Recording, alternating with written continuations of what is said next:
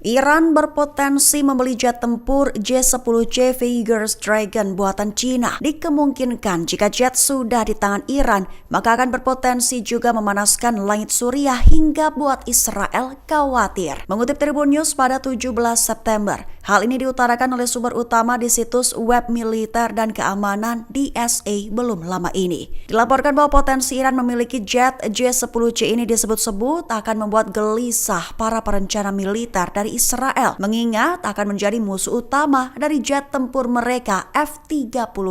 Tak sebatas itu, pihak lain yang disebut akan ikut gerah adalah Arab Saudi dan sekutu baratnya Amerika Serikat. Laporan DSA juga menunjukkan bahwa pembicaraan antara Iran dan Cina telah berlangsung secara diam-diam, tepat di bawah kerangka perjanjian kerjasama strategis Iran-Cina selama 25 tahun yang ditandatangani pada tahun 2021. Sehingga jika Iran jadi mengoperasikan J-10C lengkap dengan PL-15-nya, pesawat Israel dan GCC yang melakukan misi pengintaian dan serangan di dekat wilayah udara Iran diprediksi tidak akan dapat lagi beroperasi tanpa resiko. Bahkan juga diprediksi bakal membuat taktik serangan Israel jadi lebih sulit. Mesir mengerahkan sistem pertahanan udara jarak jauh HQ-9B buatan Cina di Semenanjung Sinai menjadi aksi deklarasi terjun perang secara langsung untuk lawan agresi Israel. Mengutip Tribun News pada 17 September, hal ini dilaporkan oleh sumber utama Middle East Monitor baru-baru ini. Pengerahan ini menandai kesiapan Kairo memperkuat pertahanannya di tengah meningkatnya ketegangan akibat perang di jalur Gaza. Lantas Menteri Pertahanan Mesir Abdel Majid Shakir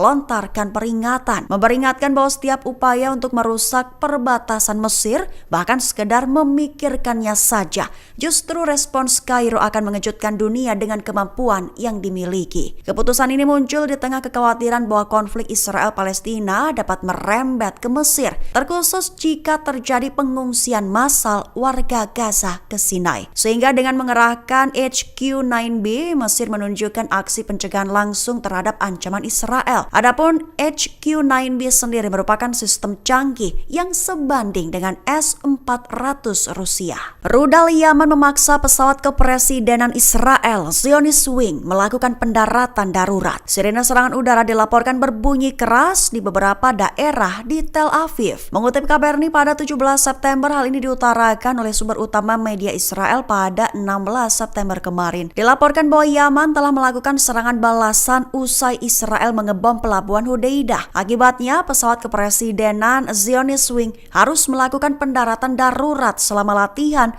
tepat setelah rudal Yaman ditembakkan. Sementara itu, otoritas penyiaran Israel melaporkan bahwa mereka mencegat rudal dan sirine serangan udara kemudian berbunyi keras di beberapa daerah, termasuk di Tel Aviv dan sekitarnya serta wilayah di sebelah timur, di Yerusalem dan wilayah di sebelah barat di samping permukiman-permukiman di tepi barat selatan. Perlu diketahui saja, Ansarallah Yaman masih melancarkan serangan terus-menerus terhadap target Israel untuk mendukung Gaza, menggunakan persenjataan rudal dan pesawat tak berawak dan juga menargetkan kapal-kapal yang terkait dengannya atau menuju ke arahnya. Taktik manuver baru dipakai tentara IDF untuk masuk lebih dalam ke kota Gaza. Dijuluki alarm clock, dipakai bersamaan dengan lontaran amunisi kecil di dekat pusat-pusat populasi. Mengutip The New Era pada 17 September, hal ini diumumkan oleh Angkatan Udara Israel dalam pernyataan terbarunya. Israel perkenalkan taktik baru untuk teror warga sipil kota Gaza sekaligus untuk memaksa mereka mengungsi. Dijuluki jam alarm,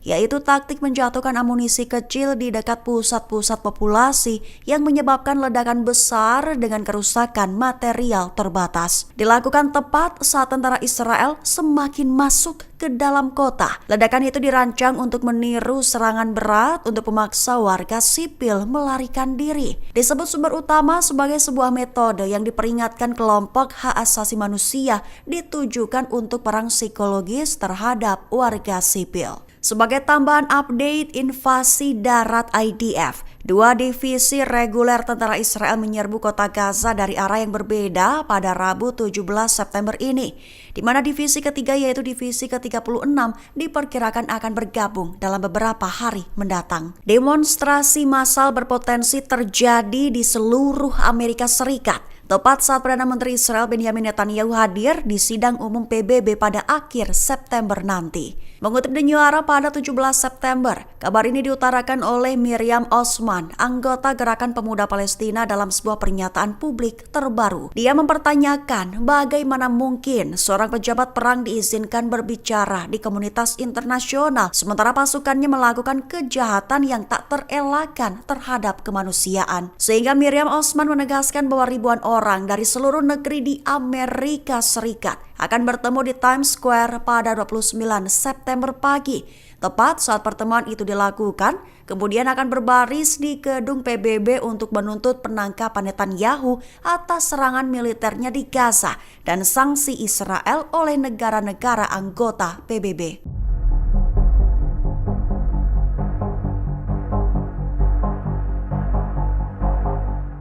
Mesir dilaporkan mengerahkan sistem pertahanan udara jarak jauh buatan Cina di wilayah strategis semenanjungan Sinjai.